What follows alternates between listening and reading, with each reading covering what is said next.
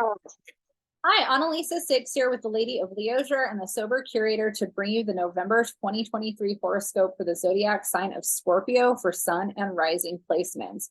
It is currently Halloween, and I am trying to record all the horoscopes tonight. I'm not sure if I really will get through all of them, but it's your season, Scorpio. Happy birthday. And we enter November still in Scorpio season with quite a lot of energy in the sign of Scorpio. So let's go ahead and get right into it. We've got the sun, Mars, Mercury, and Ceres all in your sign. And the area of the chart that's hitting for you is the area that represents your identity and your relationship to self. If you've been in a state of personally reflecting a lot on your relationship to self, who you are to yourself, who you are to others and in the world, that is totally up for review. And building a strong relationship to yourself and your self-confidence, your self-worth, all of those things is valuable to you during this time. The other energy that we have starting out November is Venus finishing up her time in Virgo. So Venus has been in Virgo throughout October, and she is now making her way through the last few degrees, and she will continue her journey up until, let's see, November 8th. I've said this so many times. I'm like, why don't I remember this? I should have it memorized by now. I've talked about it so much tonight. But basically, where Venus has been in the Scorpio chart is the area that has to do with our relationship to friendship groups, group environments, and also how we network and put ourselves out there into our communities and in the world. And Venus passing through here has been really valuable and beneficial for you in terms of socializing and kind of, being more active in your community, things like that. And now, with her moving into her home sign of Libra starting on November 8th, she's going to be actually entering an area of the chart that has more to do with your subconscious, your relationship to the deeper parts of yourself in the subconscious, your relationship to spirituality. This is a really positive time for you to work on healing any trauma from the past, doing spiritual work, transcendental meditation, dream work, tuning into your creative energy is really positive. So this should be a time for you to do more deep work connecting to self and nurturing yourself and kind of reflecting on, maybe something that you avoid or haven't worked on in a deep way. And this is a time where I'm kind of getting hung up on my words because I'm getting tired, but this is a time where if you have trauma from the past that you're ready to work on healing and kind of making whatever kind of peace with that you can, this is a positive time for that. Shortly after Venus enters Libra, we have Mercury leaving Scorpio and entering its sign of detriment, which is Sagittarius. And that part of your chart is going to, the part of the chart that this is going to influence is the area that has to do with finances. And so Mercury in detriment here isn't the most favorable placement, especially in a sign like Sagittarius, because when Sagittarius is here, there's often an opportunity for money to go quickly. We might find ourselves having to spend money on things that we weren't really wanting to spend money on, or maybe we're overspending, we're choosing to overspend. But on the positive side, you can mitigate this by making different choices or at least trying to learn from this.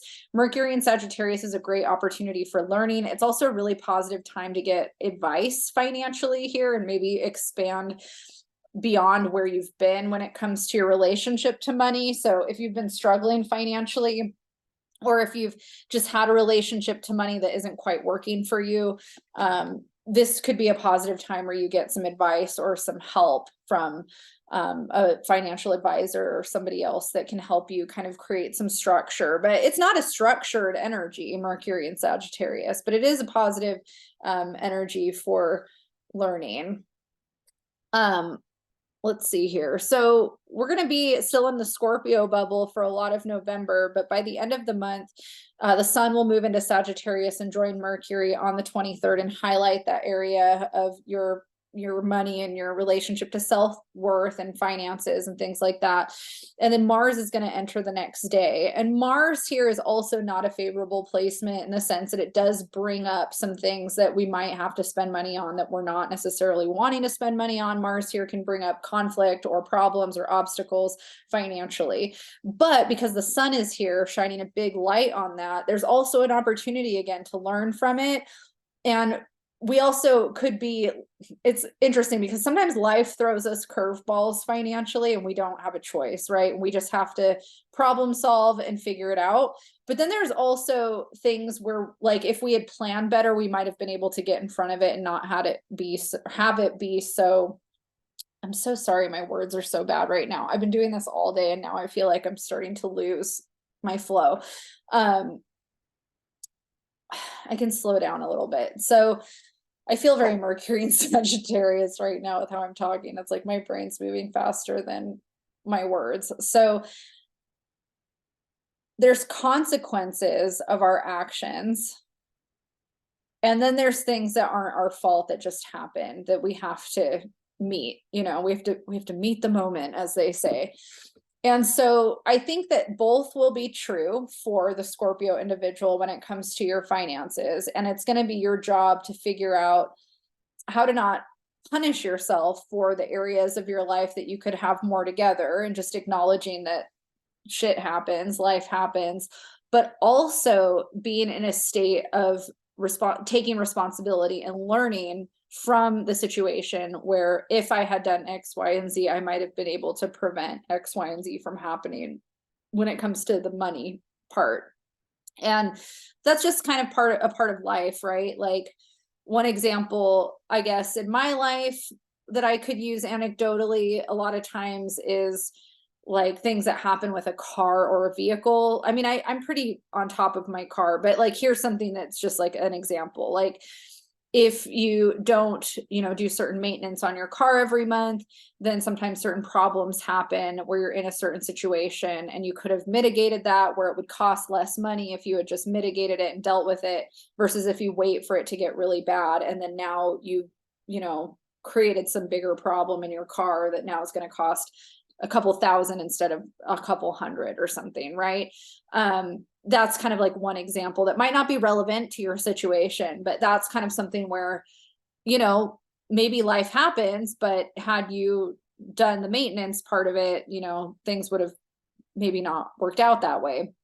And then there's things like, our animal getting injured. Like, if my dog gets injured, like, sure, maybe there was something I could have done to manage him that would have prevented that from happening, but sometimes dogs are just dogs and something happens and they have to go to the vet, and now there's $500 that I didn't plan on spending that now I'm spending on my dog at the vet. And that's just life, and things like that happen. And so I think that the Mercury, Mars, Sun, and Sagittarius in the area of finances is going to be a little bit rocky in that way, where you might be in that state of having to reflect on those things. And I do think it's helpful, if you're in a state of feeling like you don't know how to manage your money or your finances, to find financial advisement or figure out something like that. Also, life just happens and sometimes it just sucks and we have to get through it. And maybe it has nothing to do with our actions or, those things. The other theme that comes up with these transits here is our relationship to self-worth. And so the second house, which is the house that's getting hit by all of the Sagittarius energy, is the house that has to do with our money and our material stability, but also our sense of self-worth around money and material stability. And so if we have low self-worth, a lot of times it's hard for us to feel worthy of having the financial stability or material security that we need because our self-worth is low. And so Sagittarius is the sign that rules values and belief systems. And so your value and belief system around your self-worth and what you believe you're worthy of comes up for review. And oftentimes what we feel like we're worthy of is also how far we're able to go in life, because we're only really able to meet our lives where we can meet ourselves, right? So if we don't think we're worthy of having certain things or accomplishing certain things, you know, if we don't see that as something we're worthy of, how are we going to have the confidence to actually make that happen in our lives? So it's also worth unpacking where your own self-worth lies. And I have so many successful Scorpio friends in my life that seem to push past those insecurities and just go for it. I think that the nature of Scorpio is to do that. I mean, you're a Mars driven energy. So even if you have insecurities or self-doubt, a lot of times you guys are so good at persevering and faking it till you make it, you know, and I think that faking it till you make it can really work out in a lot of ways. But I think on a deeper level, it's really important that you also work on your relationship to self-worth if you really want to live a life of happiness with what you're able to manifest for yourself, right?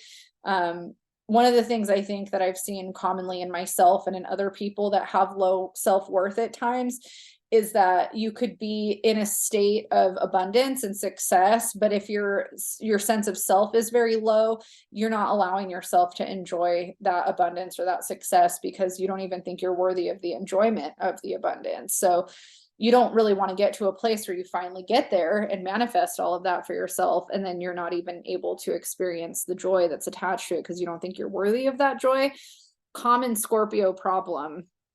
Common for a lot of people, but I do feel like it's something that I see in Scorpio dominant people a lot. So those are themes. Those are themes with the second house, self-worth and money and material stability and security.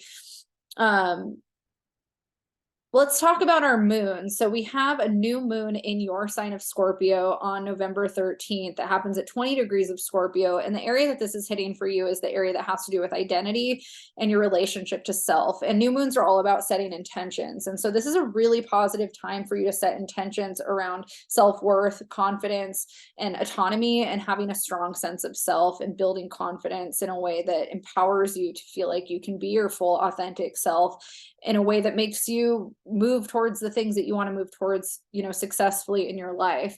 On November 27th, we have our full moon, and that's happening at 4 degrees of Gemini. And so the sun in Sagittarius is going to be opposing the moon in Gemini. And again, it highlights that area that I've already talked about where we have the second house highlighted with the sun in Sagittarius, where all the money, self-worth stuff comes. But then the full moon in Gemini, where the moon is in the area of the chart that has to do with shared assets and resources, and also our relationship to money that is shared. So money that's shared with a marital partner or, you know, somebody that we're living with. Also inheritance through family, our relationship to sex, and also any kind of investments, debt, loans, banking, anything like that. And then also our relationship to the occult is also highlighted. There's a lot highlighted there. Full moons are a time of manifesting as well as letting go. And so you can essentially take all of those themes and apply it to yourself in whatever way you want. What do you want to call in along those themes? What do you want to let go of along those themes? You know, if you have debt that you need to pay off and you want to set an intention around creating a plan to pay off that debt, that this is a really good time to set that intention and tell the universe, like, I'm ready to get it together and make this happen. Please help open those doors for me.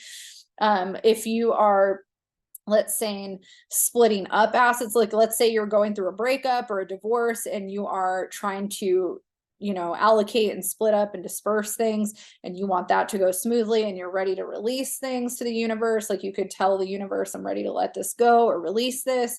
If you're building something with someone, like let's say you're already married, or let's say you're thinking of getting married, but you want to take on another asset, like you want to buy another home, or you want to get married and invest in that partnership in that way, this is also a time where you could set intentions towards that. You know, I want to get married, I want to buy a house, I want to set intentions around, you know, the way that we're you know, putting our energy towards that. So many things that you can focus on with these houses lit up. Also things around self-worth, you know, like if you want to set intentions towards building a stronger relationship to your self-worth and healing, you know, maybe if you have issues with self-worth, like healing, you know, that, or setting intentions towards wanting to work on healing that, or working on that in yourself. Financial goals, you know, if you want to do some money magic and work on setting intentions towards financial goals and manifesting more money into your life, that's also a positive way to set intentions during this moon.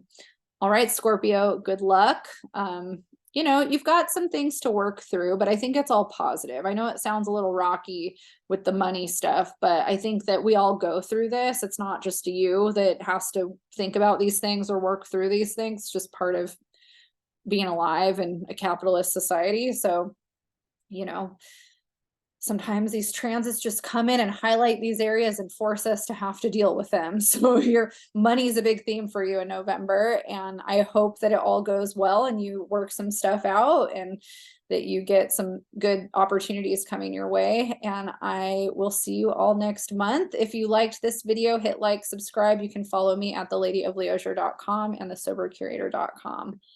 All right, goodbye.